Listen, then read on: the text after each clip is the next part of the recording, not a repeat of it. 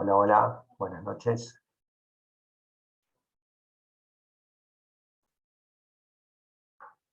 Retomando lo que, retomando lo que, donde habíamos quedado en la clase anterior, habíamos analizado, repasemos un poco, habíamos analizado el factor de amplificación, que era esta expresión matemática, que dependía de omega sobre P o de Fe sobre Fn. Tenía esta variación. Habíamos analizado los puntos notables, habíamos hablado de una zona de trabajo no recomendable, donde estábamos en el entorno donde podíamos entrar por resonancia, y habíamos hablado de una zona supercrítica, después de la crítica, que ya estaríamos fuera de peligro, y una subcrítica hasta 0,5, y supercrítica de 1,41 en adelante. Habíamos analizado estos valores, y habíamos llegado a esta situación de la zona no recomendable. Volviendo a la solución general de toda la ecuación diferencial, retomamos a este punto, decimos que se componía de dos partes, nuevamente decíamos que se componía de dos partes, de I1 y I2, la parte libre I1, la parte I2 la forzada, con estos coeficientes. Entonces vamos a tratar de encontrar los coeficientes de la ecuación diferencial. Entonces, si derivamos con respecto al tiempo, tendremos que la velocidad de la vibración va a ser la derivada de esta función, va a ser esto, y para el instante t igual a 0, cuando inicie el movimiento, i es igual a 0, y la velocidad será nula, porque la derivada de i con respecto al tiempo será nula. Entonces, reemplazando en la función, igualando a 0, podemos encontrar que para el instante t igual a 0, el seno se va, se hace 0, el coseno se hace 1, el seno se hace 0, me queda esto, y significa que la constante c es igual a 0. Volviendo a la solución general, reemplazo y obtengo esta ecuación para la constante c igual a 0. Para el instante t igual a 0, a su vez, el desplazamiento i es igual a 0, es el inicio del movimiento, entonces, nuevamente, i es igual a 0 para el instante t igual a 0, los cosenos se hacen 1, y me queda que b es igual a todo esto como la constante. Entonces, en la solución general, reemplazo por b, y la solución general va a ser esta expresión, donde tenemos una parte que representa el P por T, la parte de la vibración libre, y el omega por T, la vibración forzada. Tienen el mismo argumento, digamos que podemos sacar factor común Q sobre P cuadrado menos omega cuadrado, de coseno de omega T menos coseno de PT. En esa condición, llegamos a esta expresión, y decimos que esta expresión sería la solución general. A su vez, como Q sobre P cuadrado menos omega cuadrado se puede representar a su vez, como habíamos visto anteriormente, como todo esto, y a su vez todo esto se puede representar, todo esto como el factor de amplificación, y Q sobre P cuadrado como el delta estático Fc. La solución general, expresada de esta manera, sería el delta estático Fc por el factor de amplificación por coseno de omega t menos coseno de pt, que esta parte es la vibración libre que se amortigua en el tiempo y se atenúa, y tiende a cero. Y con esto obtenemos matemáticamente, digamos, la solución general de la ecuación. Lo más importante de todo lo que vimos son los conceptos vinculados al factor de amplificación, cómo entramos en resonancia, cómo va a variar la amplitud, y todas esas situaciones. Ahora vamos a ir a estudiar el segundo caso de vibraciones. El segundo caso,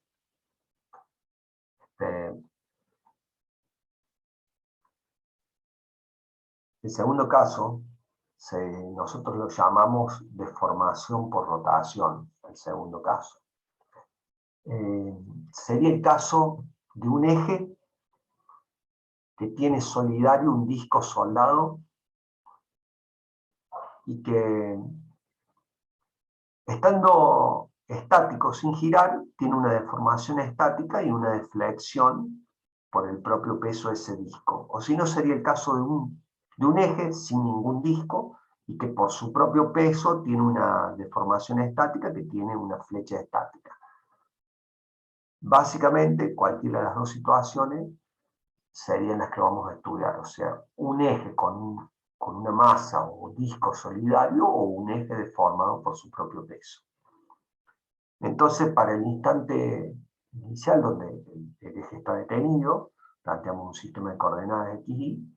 En el instante inicial, donde la velocidad es cero, la fuerza centrífuga es cero, y tenemos, como siempre, una pequeña distancia e, que es la excentricidad entre el centro de masa respecto al centro geométrico. Ese centro de masa podría ser el del disco que está soldado al eje, o el de todo el eje por su propio peso que tiene el centro de masa desplazado del centro geométrico. Entonces, tenemos el eje XX, que es el eje teórico sin deformar, el eje X1, que es el eje deformado por acción del peso W del disco más el eje, o del eje solo, que tiene un delta estático producido por W, que es W sobre K. Y esta sería la situación inicial. En esa situación inicial, si yo ahora empiezo a girar este eje, automáticamente aparece una fuerza centrífuga, y la deformación en la posición X1 pasa a ocupar la posición X2, donde el eje está deformado por acción de una fuerza centrífuga que va el peso más la fuerza centrífuga, se encargan de generar esta deformación total I. Esa deformación total I va a tener como reacción una fuerza de restitución del material, y esto va a estar girando, y todo este eje X2 va a estar girando alrededor del eje XX. O sea, va a estar girando esto, en esta vista va a estar girando así, esto. Es una vibración que se deforma, tiene una forma, una flecha en reposo, y esa flecha aumenta, cambia la elástica en movimiento, y suponiendo que la velocidad ya pasó a ser constante en un instante, vos tenés una foto de esto con la fuerza centrífuga actuando, que si la velocidad es constante, la fuerza centrífuga en ese instante va a ser constante, y va a generar una deformación mayor I, que va a absorber el delta estático más una deformación adicional debido a la fuerza centrífuga. La fuerza centrífuga depende de la velocidad de rotación y del radio instantáneo de giro. El radio instantáneo de giro va a estar dado por la distancia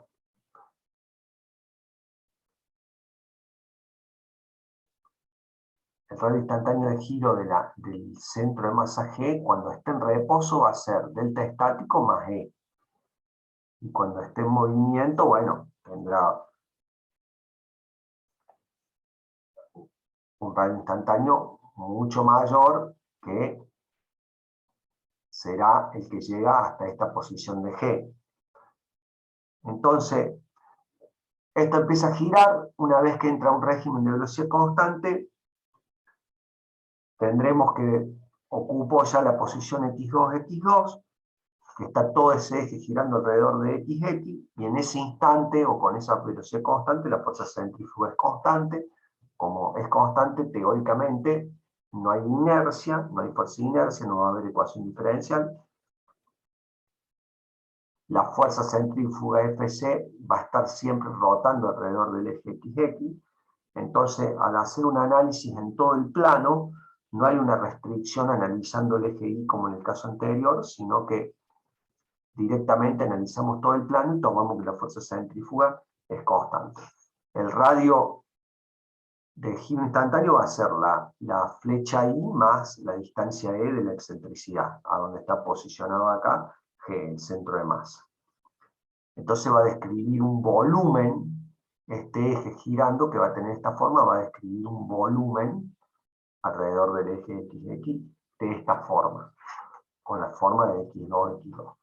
Entonces, básicamente lo que se hace, habiendo explicado todo esto, se plantea una ecuación de equilibrio de fuerza, con respecto a I, que FR de restitución me queda igual a W más FC, FR es K por I, FC es M por omega cuadrado de I más E sería el radio de giro instantáneo para ese instante, o para esa velocidad omega constante. Reemplazo acá las variables y llego a esto. Ahora lo trabajo matemáticamente, lo divido por K, como W sobre K es el delta estático, reemplazo los valores, me queda expresado de esta forma, y como K sobre la raíz cuadrada de K sobre M es P cuadrado es igual a K sobre M, y M sobre K es 1 sobre P cuadrado, donde P, recuerden que era la frecuencia circular de la vibración libre o natural, y se medía en radianes sobre segundo. Entonces, yo reemplazo M sobre K por 1 sobre P cuadrado, y me queda esta expresión matemática. A esa expresión, ahora vamos a despejar I, despejamos I, nos queda de esta forma, lo trabajamos matemáticamente, repartiendo y dividiendo el denominador para cada uno de los miembros. Matemáticamente lo trabajo para expresarlo de otra manera, y llego a esto. De acá divido a miembro por omega cuadrado, y llego a expresarlo de esta forma, y llego de esa manera, trabajando matemáticamente, a esta expresión que se llama la 1A. Esa expresión 1A me dice que la deflexión total o la deformación I depende del delta estático y de E, que es la excentricidad del centro masa con respecto al centro geométrico. Y a su vez depende de omega sobre P. En este caso omega cuadrado sobre P cuadrado, y en este caso P cuadrado sobre omega cuadrado. Esta expresión, sabemos que omega es 2pi por Fe, siendo Fe la frecuencia de excitación o de giro del eje, en 1 sobre segundo, o en Hertz, y P, que es 2pi por Fn, siendo Fn la frecuencia natural del eje expresada en Hertz. Entonces, yo puedo reemplazar que omega sobre P es igual a F sobre Fn, y a la 1A la puedo expresar como la expresión 1B, de esta manera, donde solamente cambio omega sobre P, omega por Fe y P por Fn, es lo único que estoy cambiando. Entonces, esta ecuación 1A y 1B son válidas para ejes horizontales.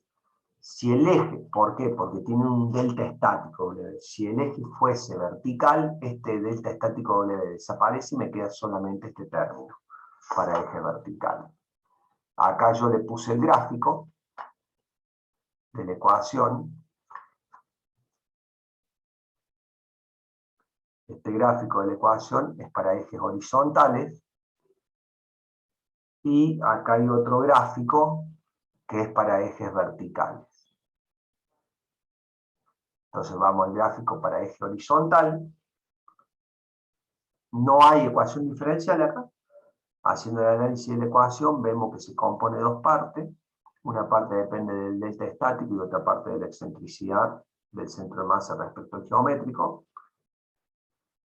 Entonces bien, cuando está detenido, F es igual a 0 y igual al delta estático W. En este caso.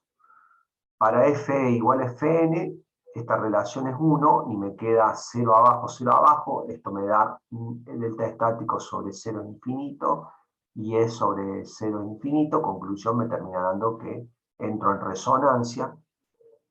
El límite izquierdo me da infinito positivo, el límite derecho me da infinito negativo, pero estoy en resonancia. Y cuando tiende a infinito Fe sobre Fn, que F es muy muy grande, la velocidad de giro es muy muy grande, y es mucho mayor que Fn, me da que la deformación final I tiende al valor de menos E. Eso es lo que matemáticamente me da el gráfico. ¿Qué significa? Que cuando Fe es mucho mayor de Fn, se dice que Fe sobre Fn tiende a infinito, y se dice que el valor de I tiende a menos E, se hace asintótico a menos E. ¿Qué significa que I valga menos E? Significa que la deformación y la fuerza centrífuga están en distintos sentidos, están desfasadas. O sea, cuando la la deformación está para arriba, la fuerza centrífuga en vez de estar apuntando hacia arriba, está apuntando hacia abajo. Y en ese caso, como I vale menos E, la fuerza centrífuga me termina quedando centrada en el eje XX, pero el eje está deformado en esa posición X2, X2 con una flecha que vale E. Y cuando la fuerza centrífuga, cuando tengo la masa para abajo, la fuerza centrífuga en vez de estar para abajo, está para arriba, está desfasada y significa en ese caso que el centro de masa, todo el eje deformado con esa flecha E gira alrededor de XX, pero el centro de masa siempre termina quedando en XX. Está centrado el centro de masa, pero el eje está deformado. Esto significa que si yo logro yo lo hago girar a una velocidad Fe mucho más grande que Fn, significa que si yo pongo un comparador voy a estar viendo que está girando y que debería palpar que se está deformando, pero si yo pongo en los apoyos el dedo no voy a sentir ninguna fuerza centrífuga o vibración porque el centro de masa se centró en el eje XX, que es el centro geométrico de rotación. Entonces, solamente voy a estar con una flecha muy pequeña que es la excentricidad. Esto demuestra que la zona peligrosa va a terminar siendo igual que la otra, la que está en el entorno de 1. Y acá, como les decía, les mostraba la expresión 1A y 1B para ejes verticales, donde el delta estático es 0. En ese caso, arranca la deformación para la velocidad 0, arranca de 0 en vez de delta estático, tiende a infinito, desde la izquierda tiende a más infinito y desde la derecha tiende a menos infinito, igual que el otro, y cuando vale 1, o sea que cuando entra en resonancia, tienden a infinito las deformaciones, y cuando la frecuencia de excitación sobrenatural es muy muy grande, o sea que la F es mucho más grande que Fn, tiende a menos E como el otro eje horizontal. Eso sería todo el caso del segundo caso de deformación de vibración por deformación.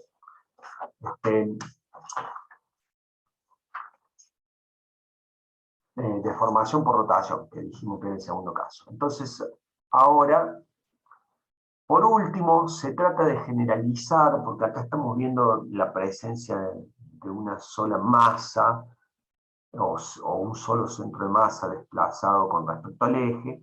Entonces se trata de hacer una generalización ahora rápida, no entramos en detalle, con ejes con más de 2 cargas. Entonces, como cuando el eje tiene más de 2 cargas, la elástica más sencilla dará la primera velocidad crítica, y la segunda forma de la elástica nos podrá dar otra velocidad crítica diferente. Entonces, basado en estos conceptos, hay dos métodos que se presentan acá de manera muy rápida.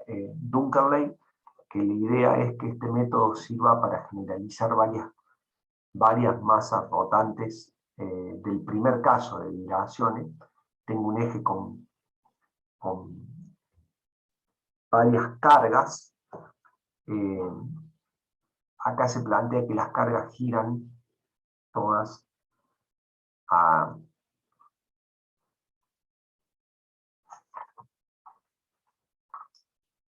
que podrían girar todas las cargas a distintas velocidades sobre el eje.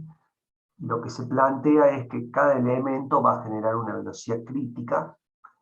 Entonces lo que se hace, se mide la deformación que genera cada carga sobre el eje de manera individual, para W1, W2 y W3.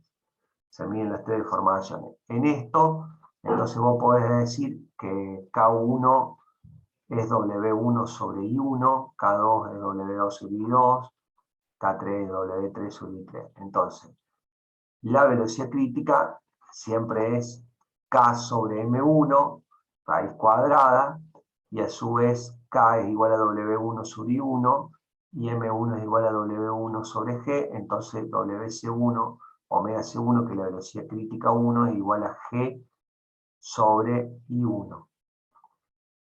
De la misma manera me queda que la crítica 2 es G sobre I2 y la crítica 3 es G sobre I3. Entonces, si en vez de, después decimos que si en vez de cargas tengo masas rotantes,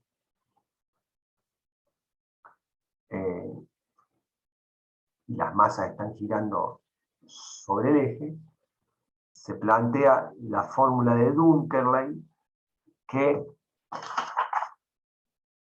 así como de la rigidez de resortes en serie se dice que 1 sobre el K total es igual a 1 sobre K1 más 1 sobre K2, y así sucesivamente, se dice en el método de Dunkerley que 1 sobre la velocidad crítica total al cuadrado es igual a 1 sobre la crítica 1 al cuadrado más 1 sobre la crítica 2 es igual a la suma de todas las inversas de las críticas de cada uno. Y esta es una fórmula que es la fórmula de Dunkerley, que vincula las distintas críticas. Hay otro método, que es el de Rayleigh-Ritz, que la idea de este método es generalizar el segundo caso, donde tenés un eje, y ese eje tiene todas las masas solidarias o adheridas a ese eje y entra a rotar todo el eje con todas las masas juntas. Entonces, en el estado inicial, todas las masas solidarias al eje están en reposo, entonces el eje está deformado por diferentes acciones de la masa 1, que será el peso 1 sobre G, la masa 2, que será el peso 2 sobre G, y la masa 3, que será el peso 3. Cada uno genera un delta 1, delta 2 y delta 3 estático en el estado inicial y en reposo. Esto empieza a girar, y todo este eje gira X1, X1, gira alrededor de XX, y debido a todas estas masas se generan fuerzas centrífugas en cada una de ellas, ampliando la deformación en I1, I2 y I3, y todo este eje gira alrededor de XX. Entonces, lo que se hace, se iguala, para analizar este método, plantea igualar la energía cinética de las masas con la energía de deformación producida en el eje. La energía cinética de las masas es un medio de la masa por la velocidad al cuadrado. La velocidad de cada masa tangencial va a ser omega por el radio instantáneo de cada masa. Entonces omega por I1 va a ser el radio instantáneo, va a ser la velocidad, perdón, omega por I1, el radio I1 por omega, termina dando una velocidad tangencial instantánea, elevada al cuadrado por la masa por un medio. Esa es la energía cinética de cada masa, y así sucesivamente. Entonces la energía cinética va a ser igual a un medio de omega cuadrado, porque es la velocidad de giro para todas las masas, por la sumatoria desde I igual a 1 hasta I igual a n de mi por I elevado al cuadrado. Y la energía de formación va a ser cada una de esas fuerzas centrífugas generadas debido al giro por la deformación generada, esa fuerza centrífuga para la masa 1 por I1 sobre 2, va a ser fuerza por deformación sobre 2, y así para cada uno de los casos, F1 y 1 sobre 2, F2 y 2 sobre 2, F3 y 3 sobre 3. Entonces la energía de formación va a ser igual a un medio de la sumatoria de igual a 1 hasta igual a n de Fi por I. Como Fi es igual a Ki por I sub I, puedo reemplazar y decir que la energía de formación es un medio de la sumatoria de igual a 1 hasta igual a n de K sub I por I sub I al cuadrado. Entonces, igualando la energía cinética y la deformación, me queda esto, simplifico los un medio, despejo la velocidad de giro, que es la que quiero encontrar, la crítica, sería la velocidad angular crítica. Me queda el cuadrado, paso y me queda la raíz, despejado de esta manera. Y con esto podrías calcular la crítica de ese eje con todas esas masas. La velocidad crítica, que es que va a estar vinculada a la frecuencia natural de vibración y es a la que no me tengo que acercar para no entrar en resonancia, obviamente. Entonces, ¿qué pasa? Planteo que dentro del campo elástico las fuerzas son proporcionales a las deformaciones y las fuerzas centrífugas generadas van a ser proporcionales a la deformación instantánea generada. Quiere decir que las deformaciones estáticas son proporcionales a las deformaciones debido a las fuerzas centrífugas dentro del campo elástico. Al decir eso, y usando que K sub i es WI sobre delta I y MI es WI sobre G, reemplazo acá el valor de MI, que es WI sobre G, el valor de MI acá, y el valor de delta, los valores de